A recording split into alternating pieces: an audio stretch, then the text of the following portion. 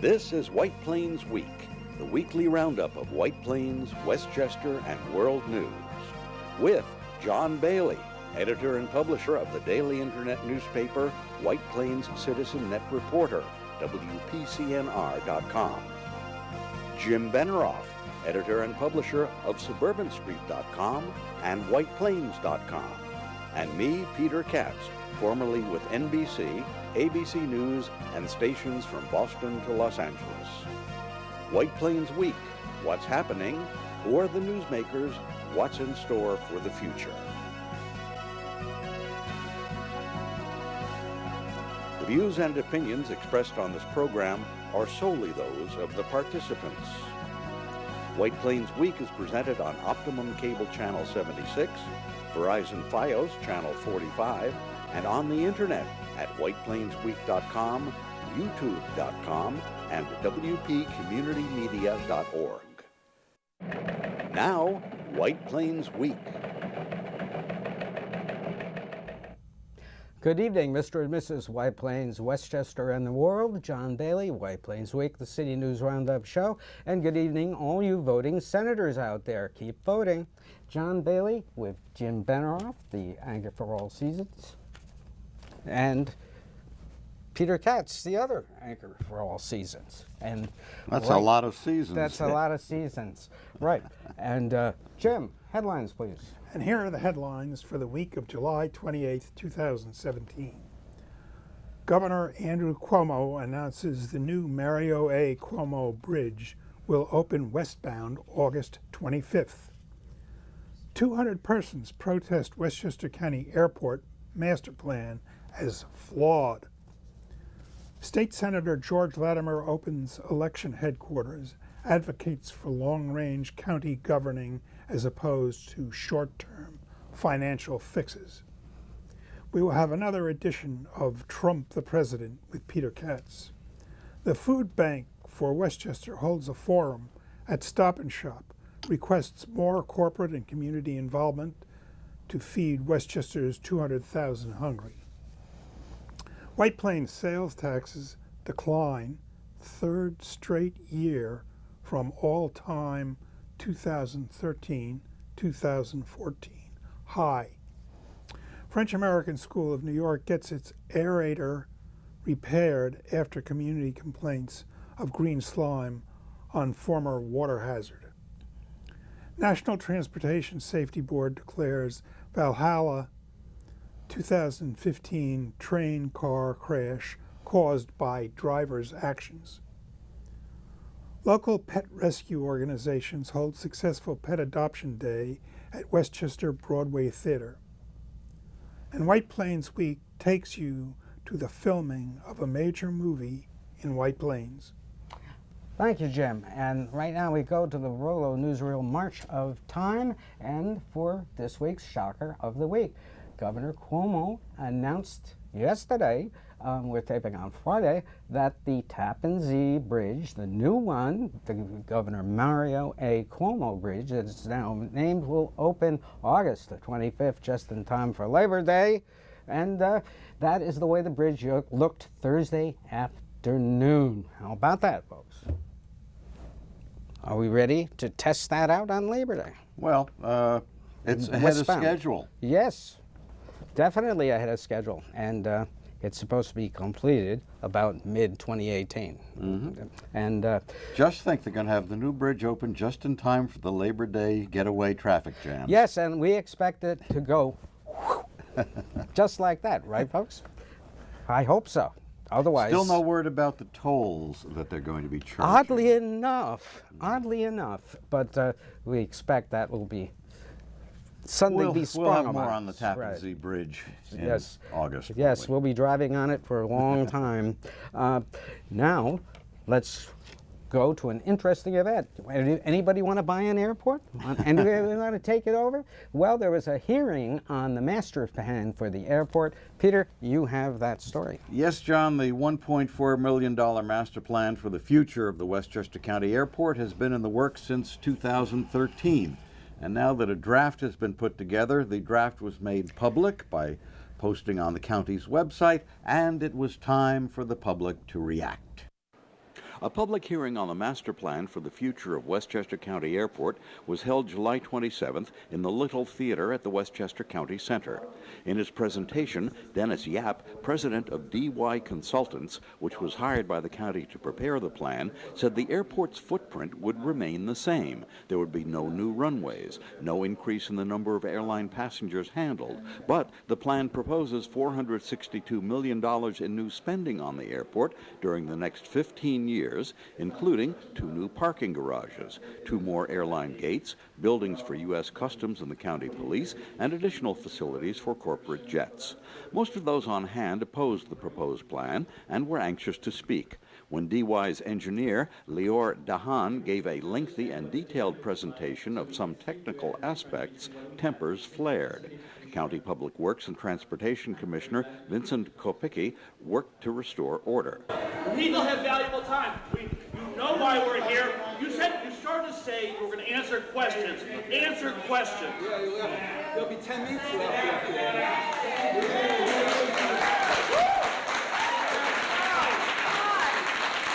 But if you're not done, we're going to wait.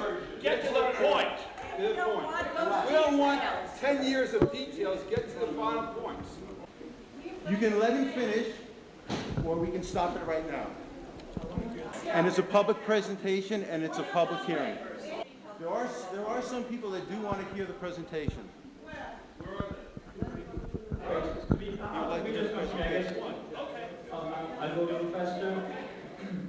One speaker was Jonathan Wang, who lives in Purchase and keeps a private plane at the airport. You should be ashamed of your document, and we will not stop fighting until your plan goes to the garbage where it belongs.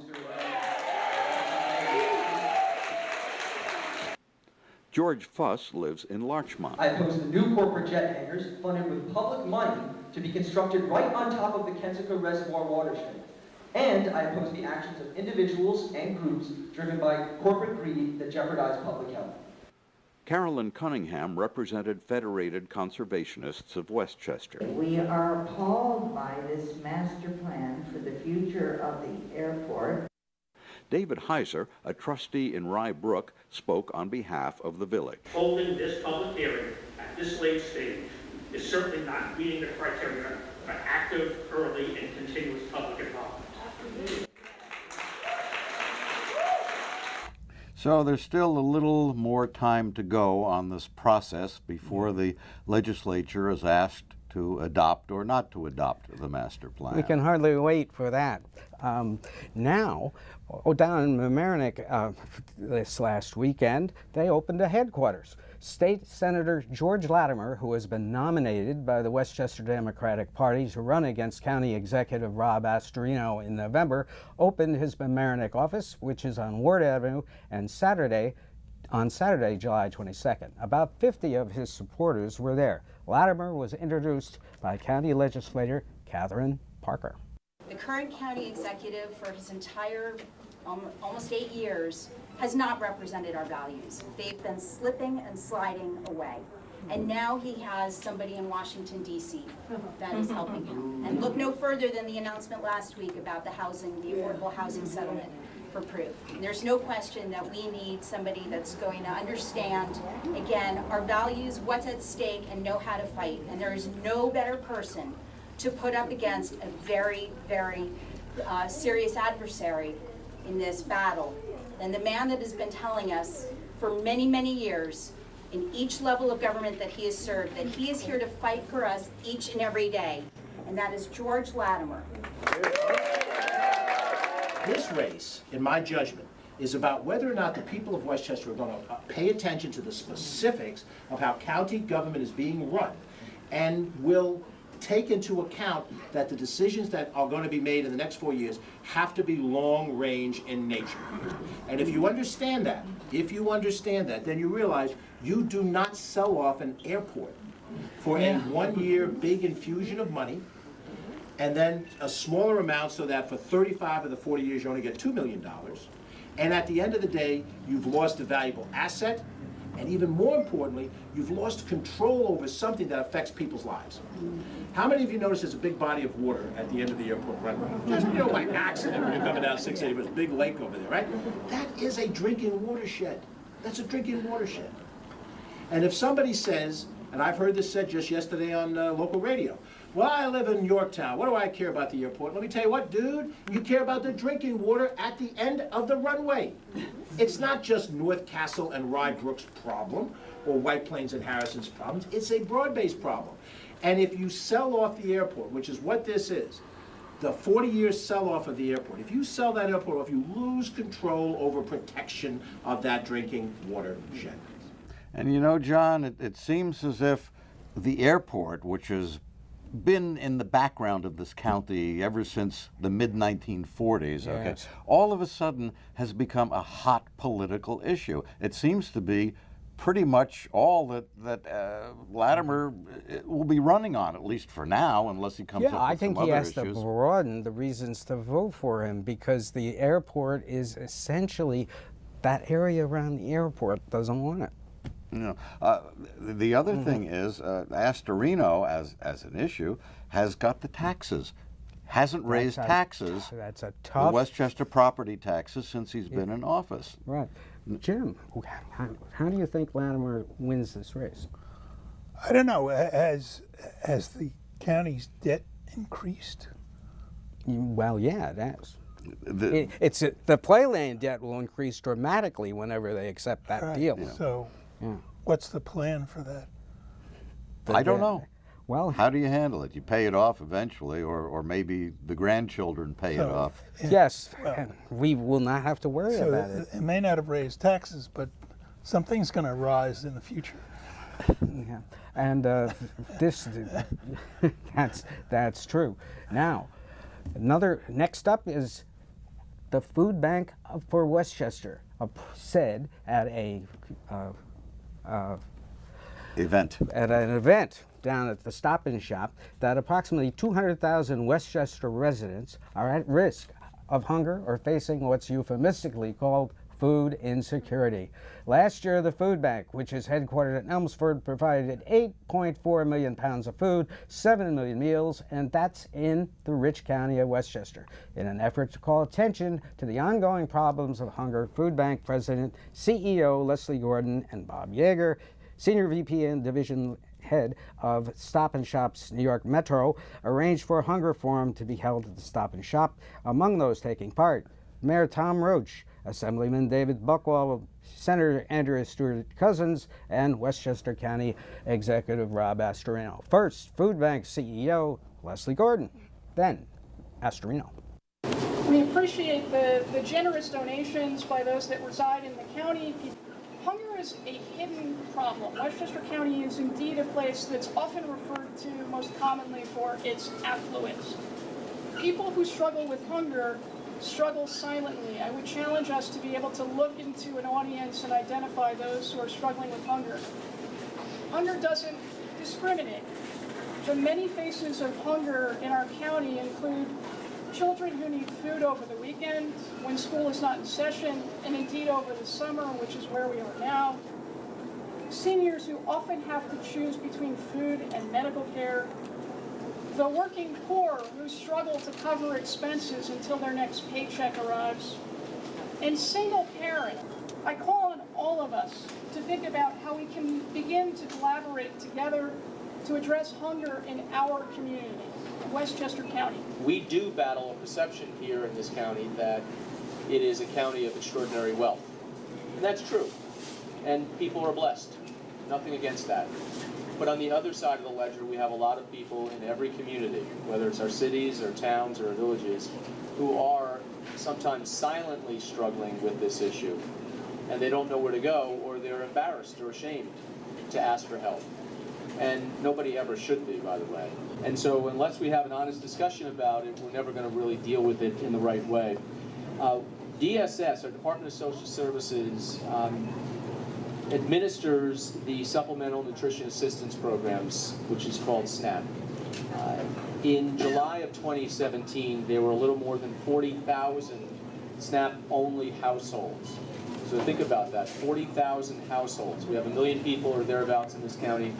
40,000 homes are receiving supplemental nutrition assistance. You know, that is pretty staggering when you put those numbers in the context of the wealth that also exists in this county. And these are two events coming up that you can go to a website to volunteer help for your organizations, and then there is the Miles for Meals Fun Run taking place on September the 9th.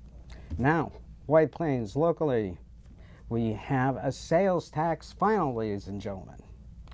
And it was down. We didn't quite make our numbers from June of last year, and this, though, marks the third straight year of decline in White Plains sales tax dollars, 5% from 2013 to 2014. And the county is up 2% the first 6 months of the year, you know, in sales taxes. So this is, once again, the economy is not keeping pace.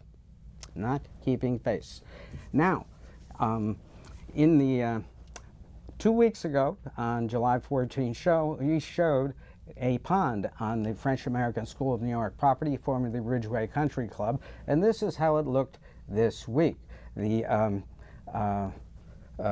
French American School of New York contacted us about a report on this, and a statement was issued from Jeff Thompson, who speaks on their behalf.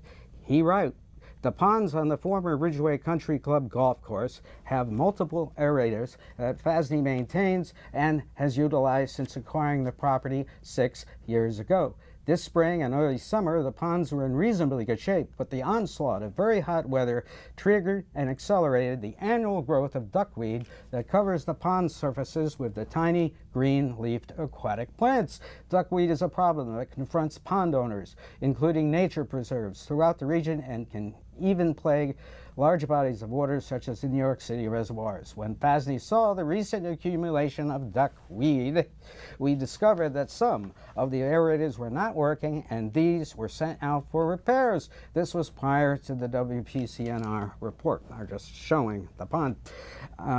All of the aerators are now fully operational, Mr. Thompson assures us. FASD has and will continue to maintain the property with a sensible eye on impacts to the environment. We have ceased irrigation of the golf turfs, ceased intensive use of golf course pesticides and lawn fertilizers, and are not chemically treating any of the ponds. Duckweed is a ubiquitous issue and is being managed ecologically by the school. As for mosquitoes, Mr. Thompson's statement continues, FASD's grounds crew has not noticed the mosquito issue, and it is irresponsible to make such unsubstantiated allegations. So that is their take. All right. Okay, so there you have it. And now, what we've all been waiting for. Yes. Faithfully waited for each week, the only segment of its kind. Trump the President. And as we're recording the show, President Trump is going to Suffolk Community College in Brentwood, Long Island. He'll speak about gang violence in the wake of arrests of gang members there and a series of gang shootings on Long Island. The event is closed to the public. Only police and government officials can attend.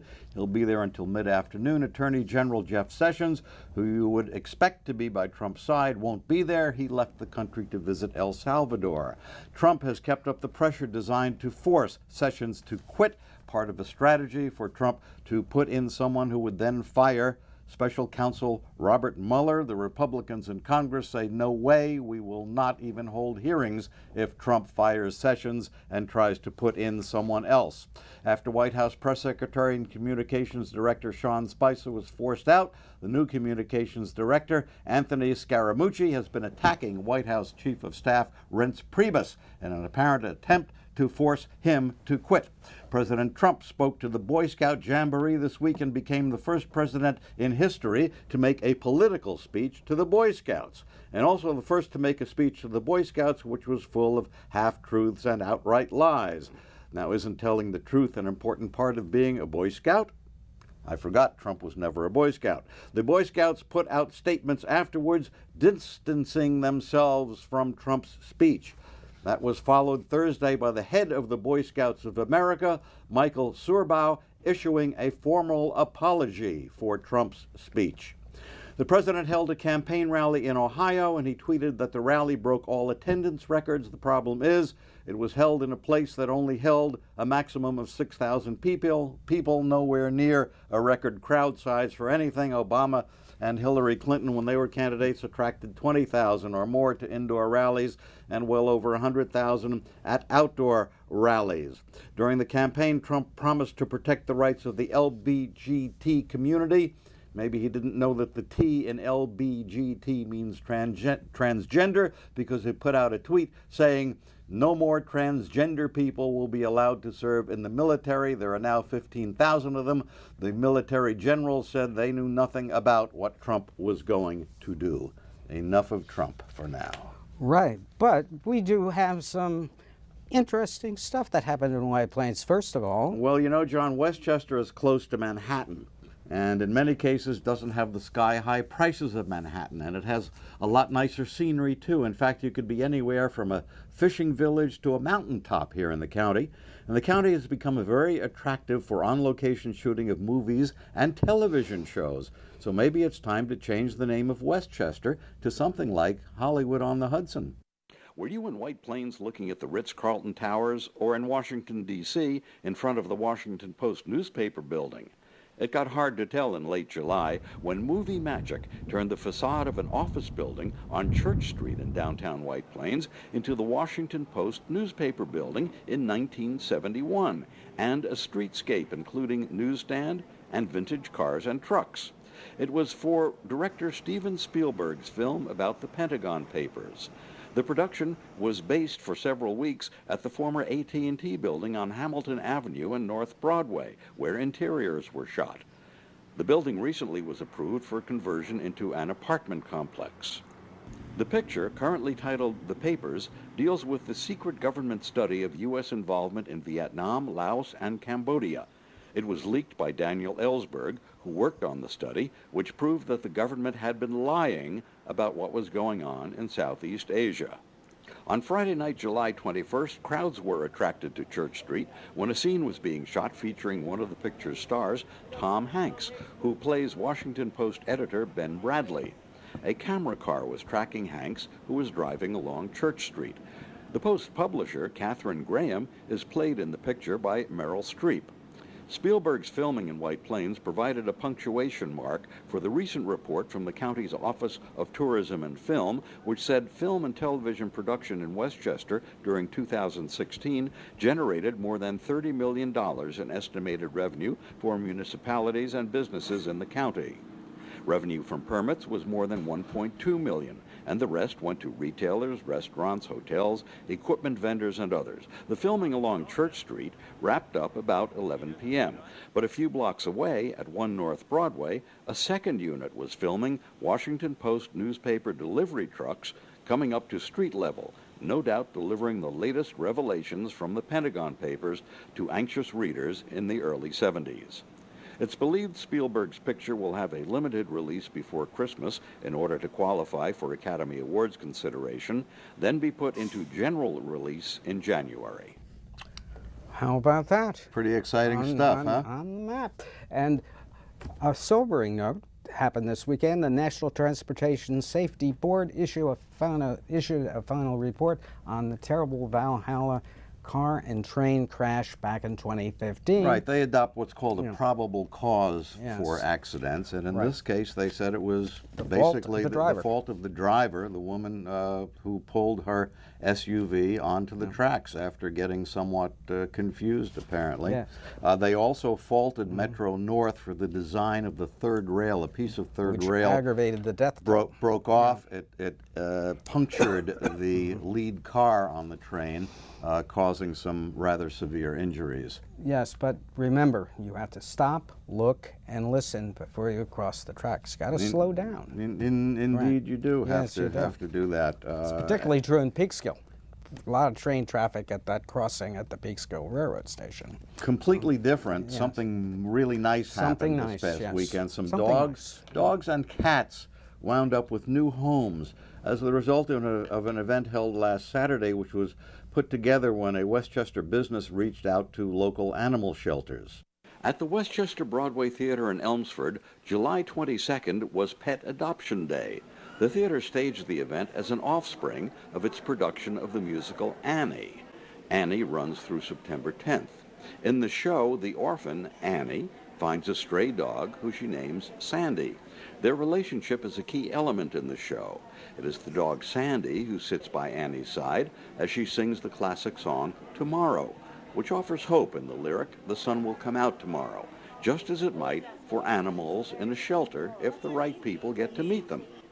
Peyton Ella, who plays Annie in all performances except Sundays, when Kaylin Hedges takes over, took time before the matinee to look for a kitten to adopt. The theater partnered with nonprofits Paws Crossed Animal Rescue and Posh Pets Rescue, which brought dogs and cats in need of permanent homes to Pet Adoption Day. The event was sponsored in part by retailer PetSmart. White Plains resident Nancy Bonagura volunteers with Posh Pets. We have had a lot of exposure today. Normally people come into PetSmart shopping and they may come by and see the cats and want to get to know them better. But we've had a wonderful group, hundreds of people come through here today, and we've received a number of applications. We're really looking forward to seeing our beloved animals end up in loving homes. One of the organizers of the event was theater staff member Susan Katz. The theater is part of the community, and it's very important that we partner with other organizations in line with something that we're doing. So for the production of Annie, having the dog, it's a perfect match having this event here today, and we look forward to doing more events and partnering maybe with more organizations in the community. Westchester Broadway Theater is 43 years old. We've partnered with many, many organizations doing many things, and this is one that's very special and dear to the hearts of the owners of the theater and to all of us in the staff. Last person was, I don't know, just someone who was there. Someone in your past. I'd right. never heard of the lady. Past and present. Anyway, something really surprising happened about saga in the 1 Senate. o'clock this morning. Yes. The U.S. Senate was in session, holding a vote to try to repeal and replace Obamacare, and Republican Senator John McCain of Arizona cast the deciding vote to effectively kill the Republican efforts to repeal and replace Obamacare, at least for now. Mm-hmm. That was very, very surprising. Having second thoughts, obviously. I must admire him, and you know, we could only surmise that perhaps having been diagnosed with brain cancer, having undergone surgery, maybe he just couldn't bring himself to vote for something that would kill off health care for as many as 50 million people. If you figure the cuts in Medicaid plus the people who would lose their own insurance. Now they have to take up the budget. David Buchwald mentioned that is something that is really, the state is waiting to see what the budget will do with to their money. Cuts. Yeah. And that's very important. Yeah. Maybe they'll knock that off in a week, you know, the budget. John Bailey, Jim Benerofe, Peter Katz. Good night for White Plains Week. This has been White Plains Week, news and commentary about White Plains, Westchester, and the world. The views and opinions expressed on this program were solely those of the participants. White Plains Week, produced by White Plains Citizen Net Reporter, and presented on Optimum Cable Channel 76 and Verizon Fios Channel 45.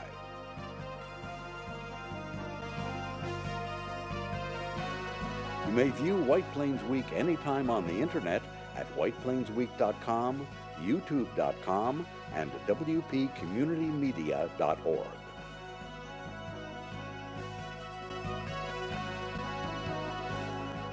For White Plains Week, this is Peter Katz speaking.